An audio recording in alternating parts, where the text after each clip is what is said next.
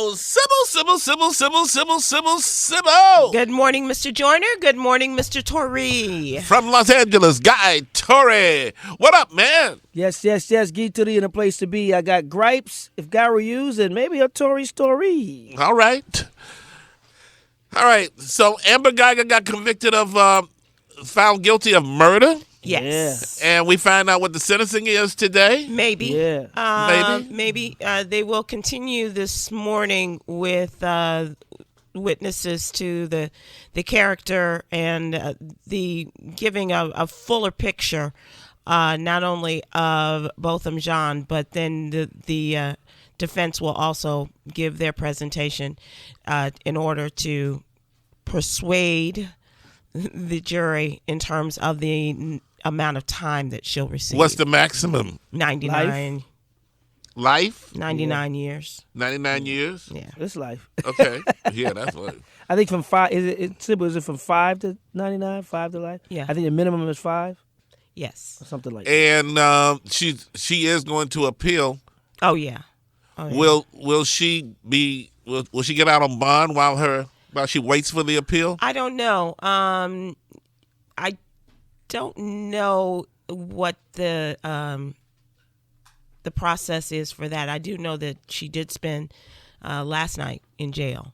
She did. And wow. Did not know so they took her there immediately. The appeal, how long will it take? Really?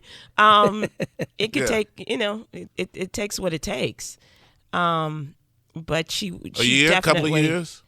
She definitely, I don't know, but she definitely is, they're already talking about the appeal process. Okay. Well, we can ask all these questions to Ben Crump later this morning. Yeah, he'll be on this morning, yeah. Yeah. And they could have given her a lesser sentence, like a lesser charge, like I think manslaughter. But they didn't. Yeah. No, they went straight murder. Yeah. Yeah. Life. Uh-huh. Should be there with Eddie Murphy and Martin Lawrence. Life. Good. All right. It was really a surprise for a lot of people, and certainly not a cause for celebration, but right. One in which justice appears to have been served. Just in the verdict alone, what happens in terms of her sentencing is another question. But the really heartbreaking part for me yesterday was watching his family, especially his mother. His mother. Yeah. Mrs. John, and talking about her son and what he meant to the family, not only to the family, but what he meant to his community. Yeah. And the island, the nation of St. Lucia, and the promise that this young man had in talking about his career with Price Waterhouse and his love of charity, music, and the way that he sought out people to just to have fellowship with them, and just at any time just singing and having such a great time, and what a spirit he was. Yeah. And then as she talked about what her life has been like for the last year,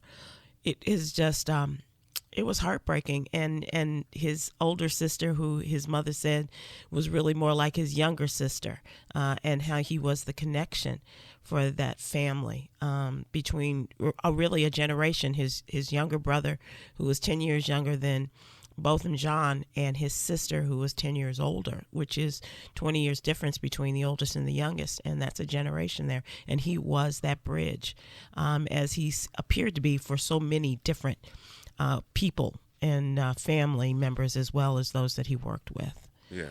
And with her, they said that she had a bunch of posts, social media, that was scathing, that was kind of and that was a part of the discussion. Social media was a big part of it. The text that she had with and a lot of them were from a King Day celebration, a parade, and what was that? She had a number of texts with her partner from a King Day celebration, and in which a lot of it was not to be racist, or not racist, and all of her comments were led off by that or ended with that. Right. And so just an indication of, to give people a fuller picture of her before they get to her side, her. giving their characterizations of her and her character in order What to were her prevent her King from doing. Day texts?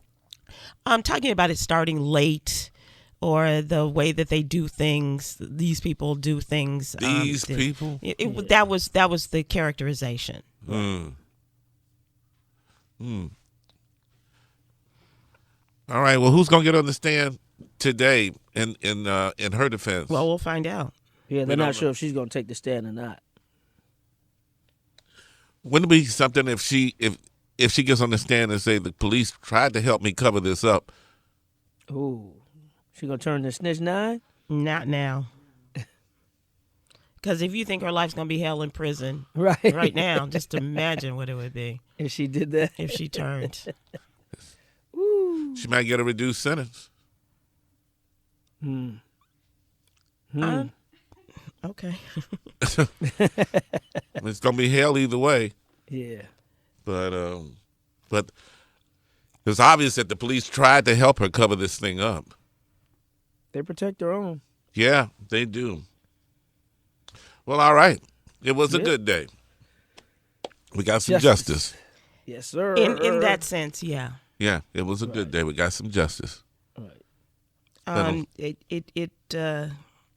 It's going to be interesting to see how it all plays out as the second day of deliberations of character witnesses and what have you are brought forth, and I'm not sure if they'll get the sentencing done today. Because things move so slowly, as you've seen, even though this case went pretty quickly. Yeah. But things did move slowly. What's the vibe in Dallas?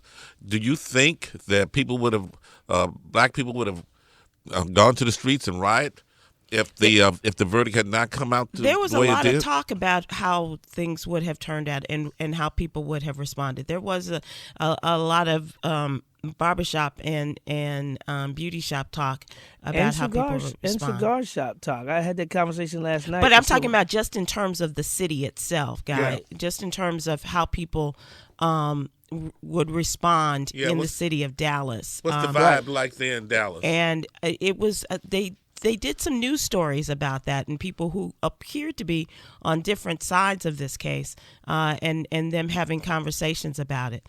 And a lot of people, they rushed to the courthouse as they said that there was a verdict, who had nothing to do with the case, but just wanted to be there.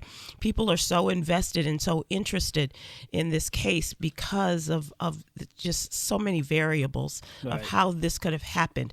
And once again, a black man taken down by a police officer in his own home, and so many different things, and just the powder keg of racism that lies underneath so much of our lives. And it was an interesting conversation that was being held, and how people and what people are saying now, how they would have responded if things had turned out differently. And I think we all say, well, if it hadn't been this way, then I would have. But how do you know?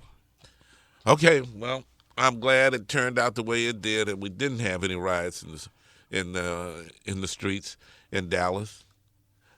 So, all right, and Ben Crump is coming up next hour.